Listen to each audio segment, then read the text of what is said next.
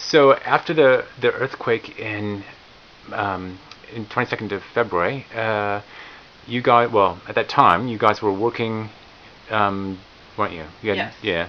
We both had part-time jobs. Yeah, we had a contract actually with a security company to work the Chinese Lantern Festival, which obviously got canceled because it was supposed to start, I think, on like the 24th or something. Yeah. So a couple days after the earthquake. So yeah, obviously that got completely scrapped. So what happened to your job then? Just non-existent now. Basically lost your job? Yeah. So what did you do with the extra time on your hands? Well, we were trying to help out as much as we could, and for the first few days we were just calling different places saying, like, can we get on the volunteer list, and we called the police and like a non-emergency police number, and we got put on a volunteer list and that kind of stuff, but never heard anything. And then once we got power, we saw the news, and there was this volunteer army that was organized through Facebook, but we had no internet, so we're like, oh, how do we do that? So then the next day, I believe, we got internet, and then we were finally able to find the contact details for the student volunteer army, which was ran by the university. So we called them, and they're like, yep, show up whenever tomorrow at 9 o'clock 9 a.m. each day they meet. Bring your shovel or as much as you can, and yeah, you'll just kind of get on a bus and go dig somewhere. So we're like, okay. So that next night we got Peter, to bring us some shovels from his house, and so then we biked with our shovels to the university and dug for the day, and did that for 4 more days. So you were carrying shovels. 3. Was it just you? One. Yeah. Well, it actually made it easier almost because I was wearing the backpack, and the only easy way to carry the shovels was by strapping them to the backpack. So I had them, strapped crossing like that and out of the backpack. We biked there, and it was a decent bike ride too. 40 minutes. Yeah. How many? 40 minutes. 40-minute bike ride. Yeah. So you put 3 shovels on your back, and the 2 of you plus Caroline cycled across the city 40 minutes. You had to take a long route because the central city is closed off. You had to go all the way around. And got out to university, and then what did you do?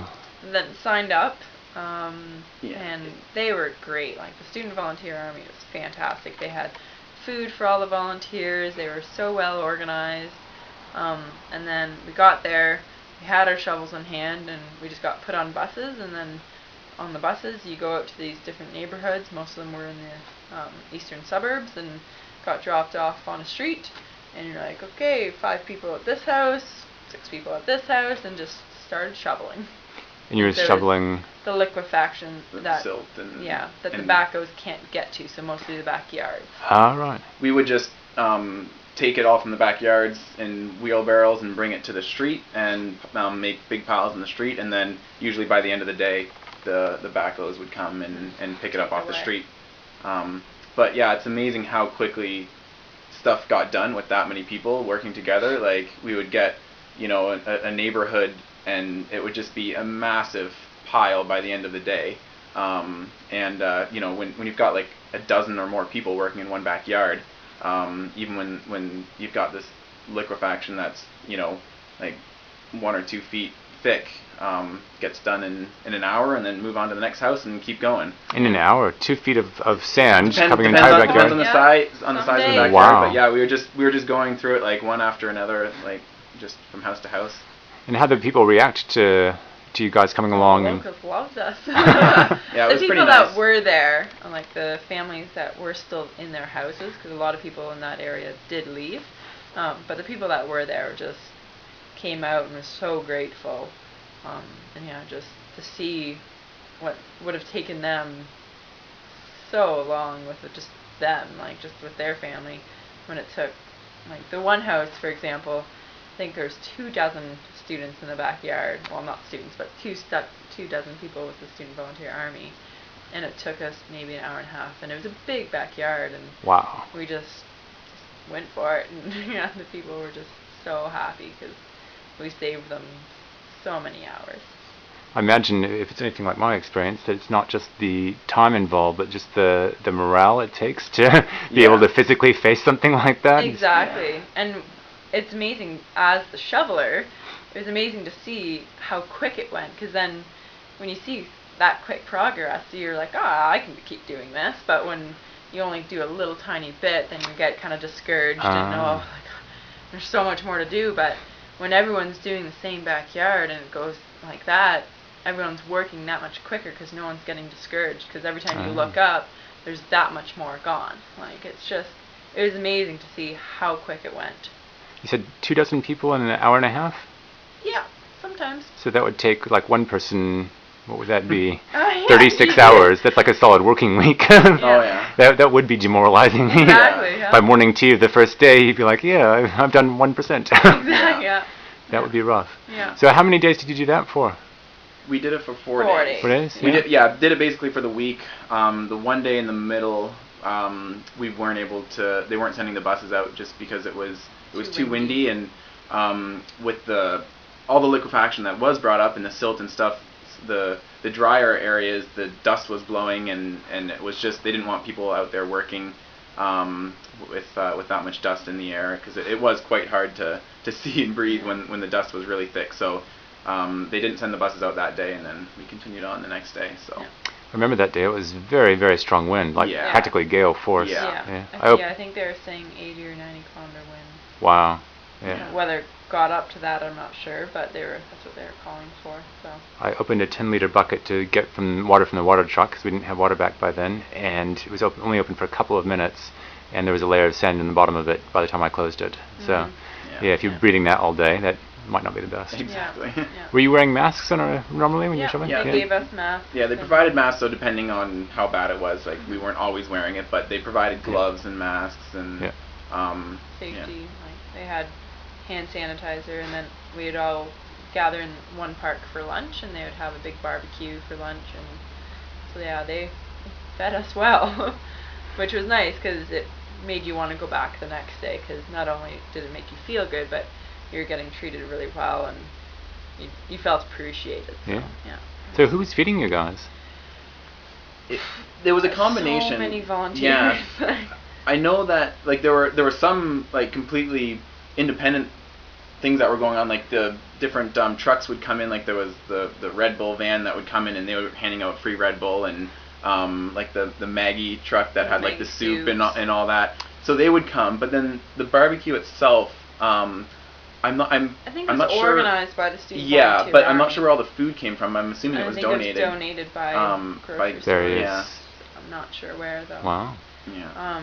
And then then the days that we didn't have a barbecue, or if we were kind of in a more secluded area where we weren't going to have a barbecue, there was all these packed lunches that we could have, and they were donated from all over the place. I had a packed lunch that had a little sheet saying, like, "You're doing a great job," and family from Dunedin, and they gave me a mother-in-law jokes, like a little 4 or 5 jokes to read out to brighten the day. Like, then it was just can of tuna and some chips and chocolate bars and juice box, and that's what we had. So. Wow. And so you're leaving. What time would you leave your home in the morning? We would leave at like 8 o'clock. 8? Yeah, we'd leave at 8, get there around 8:45. So you'd be organized to sign in by 9? On the bus by 9? Well, they would start bringing people. Yep. Yeah. Usually you probably left by about 9:30. Yeah. And what time did you get home again in the evening? 3:30ish. 3:30 to the university. Yeah. Oh yeah. And then biked back. And then biked home. So there's another 40 minutes after that. Yeah. So that was exhausting. Yes. Yeah, they were full days. Yeah. You cycled 40 minutes, and you, Kevin, with 3 shovels on your back, and then you got bused across the city, and you shoveled all day, and then you got bused back across the city, and then you cycled back across the city again. Yeah. Wow. Yeah. It's a good thing you guys are outdoor people. Yeah. But I couldn't walk 4 feet. Yeah, but you couldn't walk 4 feet during the earthquake. Oddly enough, yes. Yeah. I think fitness wasn't the issue somehow. Yeah. So how did it feel for you guys? Like, I mean, I've been continually astounded to realize that you, as Canadians living here just for a couple of months, spent a week solidly going out there, putting in hard physical labor for a city that you were about to leave in just a couple of days anyway. Mm-hmm. How did that ever strike you at all? How did you feel about that? Like, it's not your hometown, it's not your home country. No, it's not some place you're going to even stay in for a year. No, but I mean, yeah. when you come to a place like New Zealand, the people are so friendly. I mean, like everywhere where we've gone in New Zealand, we've been treated so well, and I find the people here are just so giving and so friendly. And feels when something like your hometown. exactly, it feels like home. And so when something like that happens, where the city is devastated by something like that, if you do what you can, and we didn't want to be sitting at home and doing nothing. We wanted to do whatever we could to help the people that needed it, and there were a lot of people that needed help. So went for it. Wow. So it was the two of you plus from your house plus Caroline, who's from England. Yeah. How did it help you at all? Was it therapeutic being out in the fresh air and shoveling with a lot of other people as opposed to? Definitely. So much. Like, especially like the first while when we didn't have power and we didn't know what was going on, just sitting at home, like painful. it just drives you crazy because like you just want to be doing something because that there's a lot of people that are in a really tough situation, but you don't really know how to help or what to do. So definitely by the time when we were able to get out there and help, it was rewarding. Like And that's the thing too with the Student Volunteer Army.